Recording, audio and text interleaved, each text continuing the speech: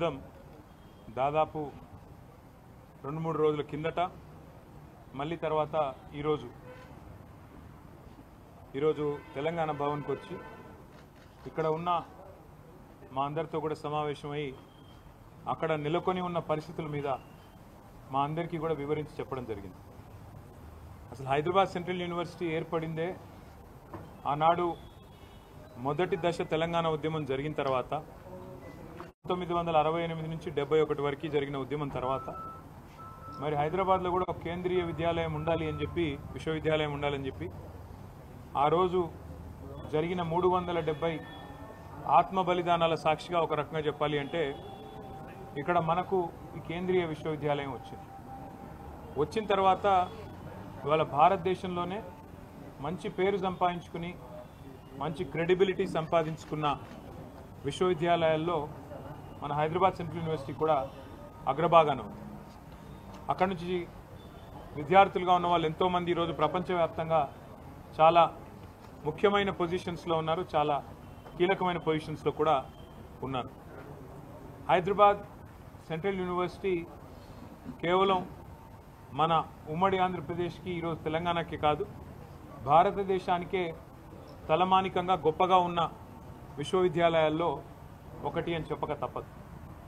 ఇవాళ హైదరాబాద్ సెంట్రల్ యూనివర్సిటీలో నెలకొని ఉన్న పరిస్థితులు చూస్తుంటే డెఫినెట్గా ప్రజాస్వామిక స్ఫూర్తి ఉన్న ఎవరికైనా, సామాజిక స్పృహ ఉన్న ఎవరికైనా మరి డెఫినెట్గా బాధ కలగక తప్పని పరిస్థితి కనబడతా ఉన్నది. పిల్లలు పాపం వారి బాధ్యత కాకపోయినా వారికి నిజంగా చెప్పాలి అంటే సంబంధం లేని అంశమైనా కూడా వారు చేస్తున్న పోరాటం, వారు ఏదో ఆశించి స్వప్రయోజనం కోసమో తమ లాభం కోసమో కాకుండా హైదరాబాద్ నగర భవిష్యత్తు కోసం, తమ విశ్వవిద్యాలయ భవిష్యత్తు కోసం వారు పడుతున్న ఆరాటం ఏదైతే ఉందో నిజంగా కూడా చాలా గొప్పది. ఈ మధ్యకాలంలో కొత్త తరం పిల్లల్లో పోరాట స్ఫూర్తి తగ్గిందేమో అని అప్పుడప్పుడు మేము కొద్దిగా ఉద్యమం నుంచి వచ్చిన వాళ్ళం అప్పుడప్పుడు బాధపడుతూ ఉంటాం. కానీ అదేమీ కాదు. సరైన సందర్భం వచ్చినప్పుడు, సరైన ఇష్యూ ఉన్నప్పుడు తప్పకుండా మేము గొంతు విప్పుతాము అని చెప్పి వాళ్ళ హైదరాబాద్ సెంట్రల్ యూనివర్సిటీ పిల్లలు చూపెడుతున్న తెగువ, వారి పోరాటానికి ముందుగా నేను సెల్యూట్ చేస్తూ వారికి హ్యాట్స్ ఆఫ్ చెప్తూ, నేను కాంగ్రెస్ పార్టీని, ముఖ్యంగా ఇక్కడున్న కాంగ్రెస్ ప్రభుత్వాన్ని సూటిగా ఒక 3-4 ప్రశ్నలు ఆ పిల్లల తరపున, మా పార్టీ తరపున కూడా అడుగుతా ఉన్నాను. ఒకటి, ఇవాళ మీరు చేస్తున్న దాష్టీకం, మీరు చేస్తున్న అరాచకం గత 3 రోజులుగా వందల సంఖ్యలో బుల్డోజర్లను పంపి, వందల సంఖ్యలో అక్కడ హిటాచీ మెషిన్లను పంపి, వందల మంది పోలీసు వాళ్ళని పెట్టి ఎందుకు ఇంత ఆగం, ఇంత గందరగోళంగా అక్కడ ఉండే చెట్లను కొట్టేసి, అక్కడ ఉండే జంతువుల్ని తరిమేసి, అక్కడ ఏమీ లేదో అంత బంజరు భూమి అని చెప్పడానికి ప్రభుత్వం ఎందుకింత ఆరాటపడుతున్నది చెప్పాలని నేను కోరుతా ఉన్నాను. ముఖ్యంగా ఈ ప్రాంతం అంటే మొత్తం హైదరాబాద్ సెంట్రల్ యూనివర్సిటీ తీసుకుంటే దాదాపు 2600 ఎకరాలు దాటి విస్తరించి ఉన్న ఒక విశ్వవిద్యాలయం. మనం నిజంగా చెప్పాలంటే ఈ పశ్చిమ హైదరాబాద్ గత 10-15 ఏళ్లలో విస్తృతంగా పెరిగిపోయింది. అది మన గచ్చిబౌలి కావచ్చు, నానక్రామ్గూడ కావచ్చు, ఖాజాగూడ కావచ్చు, ఆ ప్రాంతం మొత్తం శేర్లింగంపల్లి దాకా, ఎక్కడికక్కడ ఇవాళ కోకాపేట దాకా విస్తృతంగా ఒక కాంక్రీట్ జంగల్గా మారిపోయిన పరిస్థితి. అక్కడ నిజంగా చెప్పాలంటే ఇప్పుడు జరుగుతున్న కన్స్ట్రక్షన్ బహుశా భారతదేశంలో ఏ నగరంలో ఇంత స్మాల్ ఏరియాలో అంత పెద్ద ఎత్తున కన్స్ట్రక్షన్ ఎక్కడ కూడా జరగడం లేదు. ఇది వాస్తవం. అక్కడ మా గవర్నమెంట్ ఉన్నప్పుడు కూడా మరి 57-56 అంతస్తుల బిల్డింగ్లకి మేము కూడా పర్మిషన్లు ఇచ్చిన మాట కూడా వాస్తవం. ఇవాళ అక్కడ జరుగుతున్న నిర్మాణం కొన్ని లక్షల కోట్ల స్క్వేర్ ఫీట్ల నిర్మాణం అక్కడ జరుగుతూ ఉంది. ఒక కాంక్రీట్ జంగల్గా ఆ ప్రాంతం మొత్తం భవిష్యత్తులో మారబోతూ ఉంది. మిగిలి ఉన్న కొన్ని పాకెట్స్ ఎక్కడెక్కడైతే ఇంకా కూడా ఈ కాంక్రీట్ జంగల్గా మారకుండా పశ్చిమ హైదరాబాద్కి ఊపిరినిచ్చే ప్రాంతాలు ఏమన్నా ఉన్నాయి అంటే ఈ హైదరాబాద్ సెంట్రల్ యూనివర్సిటీ, దాని చుట్టూన్న పరిసర ప్రాంతాలే నిజంగా చెప్పాలి అంటే ఒక లంగ్ స్పేస్ లాగా ఆ ప్రాంతానికి మిగిలింది ఏదైనా ఉందంటే ఇది మాత్రమే మిగిలింది. వాళ్ళ పిల్లలు ఎందుకు కొట్లాడుతున్నారు? ఒక ఎన్వైరన్మెంటల్ ఇంపాక్ట్ అసెస్మెంట్ అనేది చేయకుండా ఎట్లా మీరు 400 ఎకరాలు ఇష్టం వచ్చినట్టు మీరు అమ్ముతారు, మీరు ఏ హక్కు ఉంది మీకు, ఏ మాత్రం ఇంపాక్ట్ అసెస్మెంట్ చేయకుండా, ఎన్వైరన్మెంటల్ ఇంపాక్ట్ అసెస్ చేయకుండా, ఏ రకంగా పర్యావరణ మీద ఇంపాక్ట్ పడుతుందనేది చేయకుండా ఎట్లా చేస్తారు మీరు అని చెప్పి వాళ్ళు కొట్లాడుతున్నారు. రెండవది, ఆనాడు 2003 ఆ ప్రాంతంలో ఐఎంజీ భరత అనే కంపెనీకి ఆనాటి అప్పటి ప్రభుత్వం ఏదైతే భూమి కేటాయించిందో, ఎందుకు కేటాయించింది? ఆ ప్రాంతంలో స్పోర్టింగ్ ఇన్ఫ్రాస్ట్రక్చర్ క్రియేట్ చేస్తారని చెప్పి ఒరిజినల్గా ల్యాండ్ కేటాయించారు. అక్కడ క్రీడలకు సంబంధించి స్టేడియంస్ కానీ అకాడమీలు కానీ అట్లాంటివి మాత్రమే పెడతారని ల్యాండ్ ఇచ్చినారు తప్ప అక్కడ మళ్ళీ బహుళ అంతస్తుల మేడలు అంటే 50, 60, 70, 90 అంతస్తుల మేడలు కట్టమని, కోట్ల స్క్వేర్ ఫీట్లలో బిల్డింగులు కట్టమని ఆనాడు ఆ గవర్నమెంట్ ల్యాండ్ ఇవ్వలేదు. ఆ గవర్నమెంట్ ల్యాండ్ ఇచ్చింది అక్కడ క్రీడలకు సంబంధించిన అక్కడ వాతావరణ నిర్మాణం కోసం, ఒక ఇన్ఫ్రాస్ట్రక్చర్ నిర్మాణం కోసం కేటాయించారు. ఆ తర్వాత సరే ఆ కేసు, ఎందుకంటే ఆ కంపెనీయే ఫేక్ అని, డమ్మీ అనేది స్కామ్ అని, తర్వాత కాంగ్రెస్ గవర్నమెంటు 2004లో కోర్టుకు పోయింది.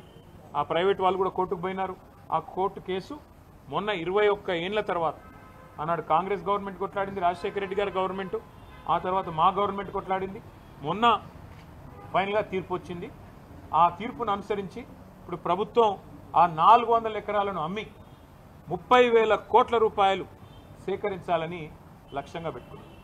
నేను ముఖ్యమంత్రి రేవంత్ రెడ్డి గారిని అడుగుతా ఉన్నా, కాంగ్రెస్ ప్రభుత్వాన్ని అడుగుతా ఉన్నా, మీకు ఆస్తులు అమ్మడం, అప్పులు తేవడం అనే మీ ఎజెండా ఏదైతే ఉందో, సరే అది మీరు ప్రభుత్వంలో ఉన్నారు, ప్రజలు నిర్ణయిస్తారు, అల్టిమేట్గా మీరు చేసేది తప్ప ఒప్ప.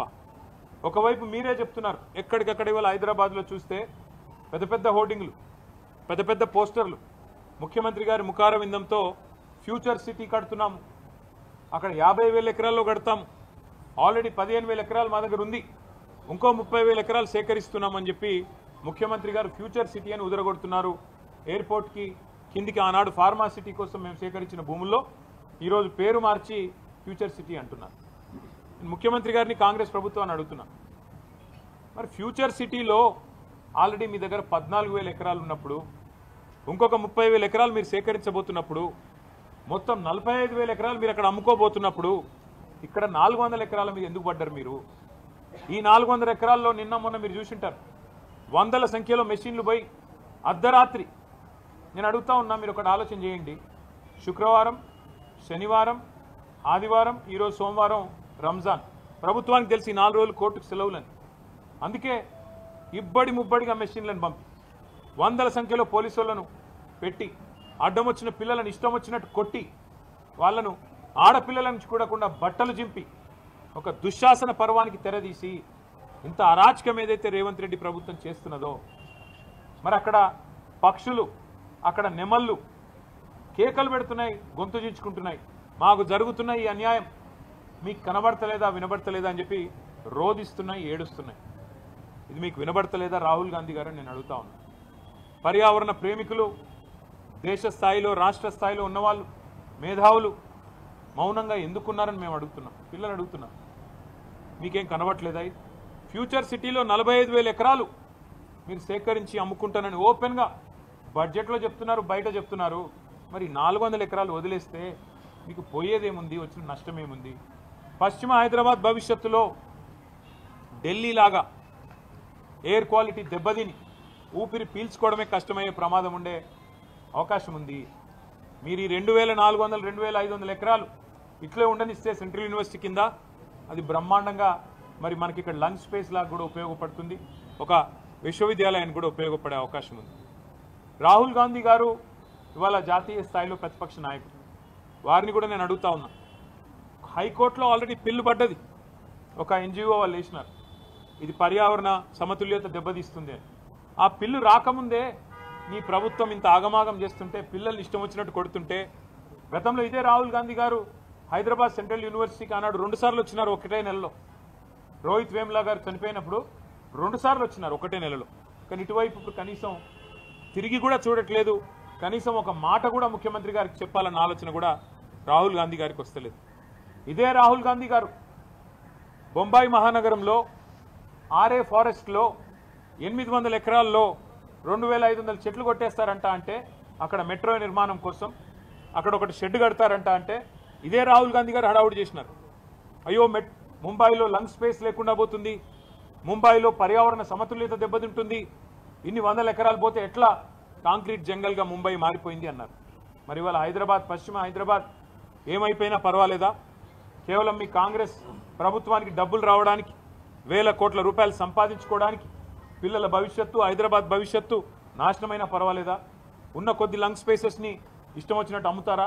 ఇది మీకు సమ్మతమైన రాహుల్ గాంధీ గారు? ఒక ఆర్ఏ ఫారెస్టే కాదు, ఇదే రాహుల్ గాంధీ గారు ఛత్తీస్గఢ్లో హస్దియో అనే ఫారెస్ట్ ఉంది, HASDEO. ఆ ఫారెస్ట్ని అక్కడున్న బీజేపీ ప్రభుత్వం అక్కడ మైనింగ్కి అవకాశం ఇస్తే ఇదే రాహుల్ గాంధీ గారు గొంతు చించుకున్నారు. పర్యావరణం దెబ్బతింటుంది, అర్జెంటుగా కాపాడాలా, దీన్ని రద్దు చేయాలని మాట్లాడినారు. మరి ఇవాళ కాంగ్రెస్ పార్టీ గొంతు ఎందుకు పెగలట్లేదు? నేను ఈ పిల్లలందరికీ ఒక మాట ఇచ్చాను, ఖచ్చితంగా మా పార్లమెంట్ సభ్యులు 4వ తారీఖు దాకా ఏదైతే పార్లమెంట్ సమావేశాలు జరుగుతూ ఉన్నాయో, రాజ్యసభలో మా పార్లమెంట్ సభ్యులు ఈ అంశాన్ని ఖచ్చితంగా లేవనెత్తుతాం, ఖచ్చితంగా వారిని మరి అడుగుతాం, కేంద్ర ప్రభుత్వాన్ని కూడా అడుగుతాం మీ స్టాండ్ ఏంది అని. ధర్మేంద్ర ప్రధాన్ గారిని అడుగుతాం, మీరు ఎందుకు జోక్యం చేసుకోవట్లేదని, కేంద్రం ఎందుకు పట్టించుకోవట్లేదని అడుగుతాం.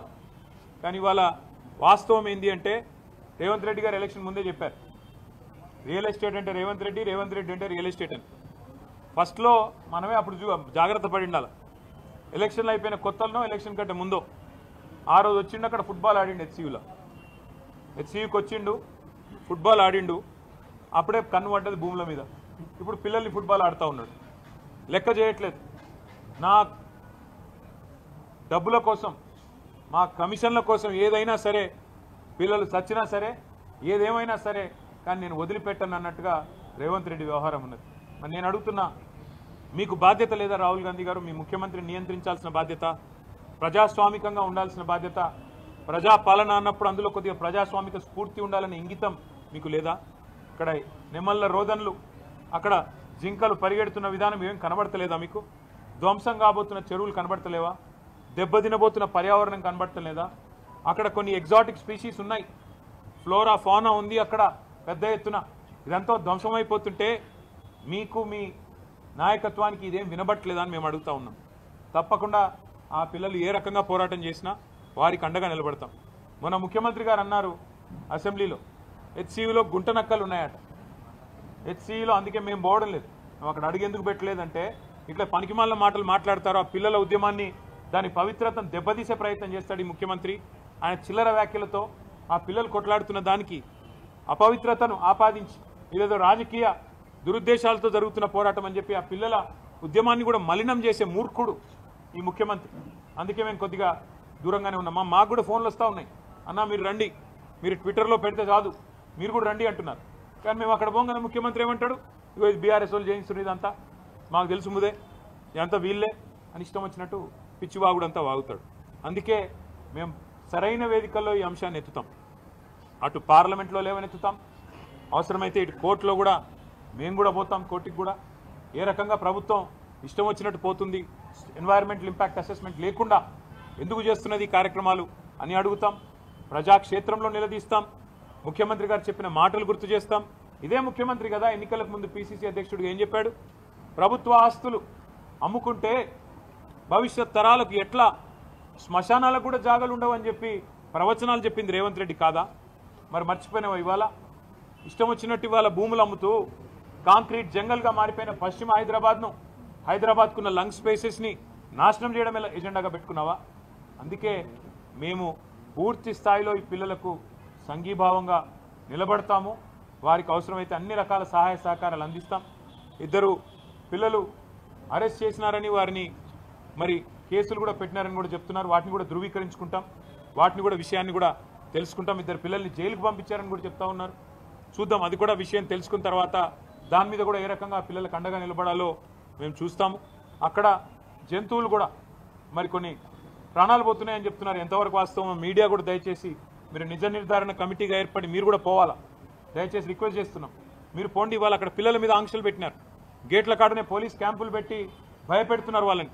మీరు మీ హాస్టల్కి పోవడానికి వీల్లేదు, ఈస్ట్ బ్లాక్ పోవడానికి వీల్లేదు, ఎటు పడితే అటు క్యాంపస్లో తిరగడానికి వీల్లేదు అన్నట్టు యూనివర్సిటీలో కూడా ఎక్కడైతే నిజంగా చెప్పాలంటే వైస్ ఛాన్సలర్ గారి పర్మిషన్ ఉండాలి. పోలీస్ పర్మిషన్ కాదు, ప్రభుత్వ పర్మిషన్ కాదు, అది కేంద్రీయ విద్యాలయం. కేంద్రీయ విద్యాలయం మీద రాష్ట్ర ప్రభుత్వం అథారిటీ ఉండదు. అక్కడ పోలీసుకు ఎంట్రీ ఉండదు, వీసీ గారు పర్మిషన్ ఇస్తే తప్ప. అట్లాంటిది ఇవాళ వీసీ గారు పర్మిషన్ లేకుండా ఎక్కడికక్కడ పోలీస్ క్యాంపుల మాదిరిగా ఒక వాతావరణం వేసి పిల్లల్ని భయకంపితులు చేసే ప్రయత్నం కూడా రేవంత్ రెడ్డి ప్రభుత్వం చేస్తున్నది, కాంగ్రెస్ ప్రభుత్వం చేస్తున్నది. ఈ అప్రజాస్వామిక వైఖరిని ఖండిస్తూ నిన్న ఆడపిల్లల్ని కూడా బట్టలు చిరిగిపోయేదాకా కొట్టారు, ఈడ్చుకొని పోయినారు. చిన్న చిన్న పిల్లలు చూసిన వాడికి ఎవరికైనా మనసు ఉంటే మనసు కదిలిపోయే పరిస్థితి. ఇవాళ మంత్రివర్గంలో కూడా 2-3 హెచ్సియు విద్యార్థులు ఉన్నారు, పూర్వ విద్యార్థులు. శ్రీధర్ బాబు గారు, బట్టి విక్రమార్క గారు, వారికైనా మనసు ఎందుకు వస్తలేదో నాకు అర్థం కావట్లేదు. వారైనా రావచ్చు కదా, వచ్చి కనీసం పిల్లలతో మాట్లాడే ప్రయత్నం చేయాలి కదా. ఏమీ చేయకుండా ఏకపక్షంగా ఈ రకంగా నియంత్రిత పోకడలు మంచిది కాదు అని చెప్పి నేను వారికి కూడా చెబుతూ, మరి పిల్లలిద్దరూ రోహిత్ అదేవిధంగా ఎర్రం నవీన్ కుమార్ వీరిద్దరి వేరబౌట్స్ ప్రభుత్వం వెంటనే చెప్పాలి. వారు జైలుకి పంపించారా లేకపోతే ఎక్కడన్నా దాచిపెట్టారా, ఆ పిల్లలు ఎక్కడున్నారు, వాళ్ళ మీద ఏం కేసు పెట్టినారు, ఎందుకు పెట్టినారు, వెంటనే బయట పెట్టాలని చెప్పి కూడా రాష్ట్ర డీజీపీ గారిని మేము డిమాండ్ చేస్తున్నాం. వాళ్ళ తల్లిదండ్రులు కూడా డెఫినెట్గా ఆందోళన పడతారు, వాళ్ళ పిల్లలు కూడా ఆందోళన చెందుతారు. మిగతా రాజకీయ పార్టీలు కూడా తమ వైఖరి చెప్పాలి. బీజేపీ కానీ, కమ్యూనిస్టులు కానీ, ఇతర రాజకీయ పార్టీలు కానీ ఈ 400 ఎకరాలు ఇష్టారాజ్యంగా అమ్ముతాం అంటే ఇవాళ మేము స్పష్టంగా చెప్తున్నాం, ఇది తప్పు. ఏ ఉద్దేశంతోనైతే ఆనాడు ప్రభుత్వాలు తీసుకున్న నిర్ణయం ఉందో దాన్ని పూర్తిగా తిరగదోడుతూ పూర్తి స్థాయిలో దాన్ని ఉల్టా చేస్తూ ఇష్టం వచ్చినట్టు ఎన్వైరన్మెంటల్ ఇంపాక్ట్ అసెస్మెంట్ లేకుండా ఆ ప్రాంత పర్యావరణ సమతుల్యత దెబ్బతింటుందా లేదా, భవిష్యత్తులో వచ్చే దుష్పరిణామాలు ఇవన్నిటి మీద అసెస్మెంట్ లేకుండా గుడ్డెద్దు చేన్లో పడ్డట్టు కేవలం పైసలు మాత్రమే కావాలా అని చెప్పి ఇవాళ రేవంత్ రెడ్డి ప్రభుత్వం చేస్తున్నది తప్పు అని కుండబద్దలు కొట్టినట్టు మేము చెప్తున్నాం. మరి మీరు కూడా మీ వైఖరి చెప్పాలని చెప్పి బీజేపీని, ఇతర పార్టీలను కూడా మేము కోరుతా ఉన్నాం. ఆ పిల్లల పోరాటానికి మేము అండగా ఉంటామని కూడా చెబుతూ, మరి పిల్లలు ఎవరైనా మాట్లాడదలుచుకుంటే మాట్లాడాలని చెప్పి కూడా వారిని కూడా నేను కోరుతా ఉన్నాం.